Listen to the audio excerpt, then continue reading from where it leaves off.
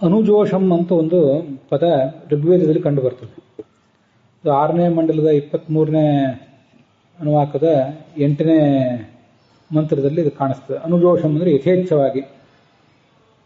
ಅದಕ್ಕೆಲ್ಲರೂ ಕೂಡ ಕಾಮಾನುಗುಣಂ ಅಂತ ಹೀಗೇನೆ ಅರ್ಥ ಬರೆದಿದ್ದಾರೆ.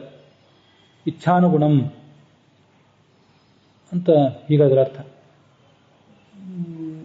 ಜುಷಿ ಪ್ರೀತಿ ಸೇವನೆಯೋ ಅಂತ ಧಾತು ಇದೆ. ಅಲ್ಲಿ ಜುಷ ಧಾತುವಿಗೆ ಸೇವನೆ ಮಾಡುವುದು, ಕನ್ಸ್ಯೂಮ್ ಮಾಡುವುದು, ಮತ್ತೆ ಪ್ರೀತಿಸುವುದು, ಸಂತೋಷ ಪಡುವುದು ಅಂತ ಹೀಗೆಲ್ಲ ಅರ್ಥ ಆಗ್ತದೆ. ಆದ್ದರಿಂದ ಆ ಧಾತುವಿನಿಂದ ಅನುಜೋಷಂ ಅನ್ನೋ ಶಬ್ದವನ್ನು ನಾವು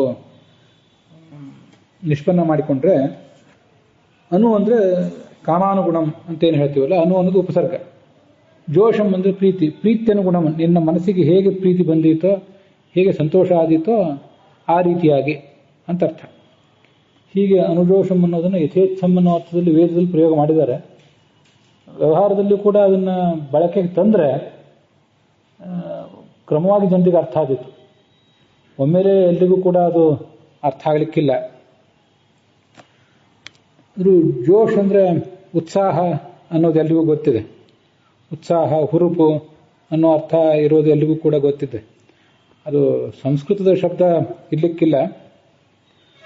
ಆದರೂ ಅಂಥ ಶಬ್ದ ಅಂತೂ ಬಳಕೆಯಲ್ಲಿದೆ. ಅದನ್ನ ಕೇಳಿದರೆ ಎಲ್ರಿಗೂ ಅರ್ಥನೂ ಆಗ್ತದೆ.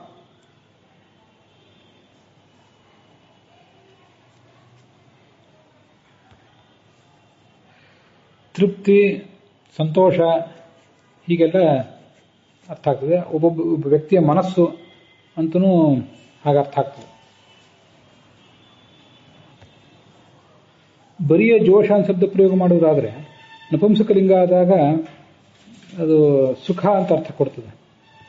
ಪುಲ್ಲಿಂಗ ಆದಾಗ ಜುಷ ಧಾತುವಿಗೆ ಘಂಜ್ ಪ್ರತ್ಯಯ ಬಂದು ಅದು ಪುಲ್ಲಿಂಗದ ಶಬ್ದವಾದಾಗ ಅದಕ್ಕೂ ಕೂಡ ಸೇವಿಸುವುದು, ಪ್ರೀತಿ ಅಂತ ಹೀಗೆ ಅರ್ಥ ಆಗ್ತದೆ.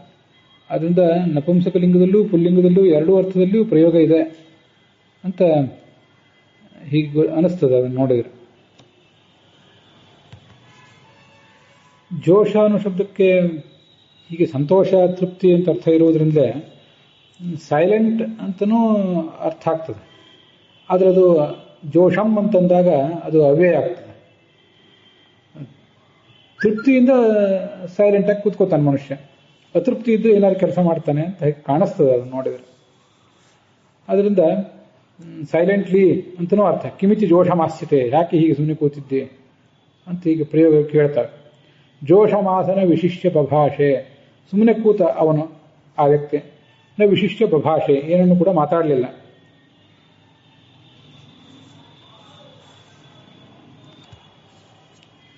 ಜೋಷವಾಕಂ ವದತಃ ಅಂತನೂ ಹೀಗೊಂದು ಪ್ರಯೋಗ ಇದೆ. ಜೋಷವಾಕ ಅಂದರೆ ಮನಸ್ಸಿಗೆ ಬಂದಂತೆ ಮಾತನಾಡುವುದು, ನಾನ್ಸೆನ್ಸ್ ಟಾಕ್ ಅಂತನೂ ಹೀಗೆ ಹಾಗೂ ಕೂಡ ಒಂದು ಪ್ರಯೋಗ ಇದೆ ಅನ್ನೋದನ್ನು ಗಮನಿಸಬೇಕು.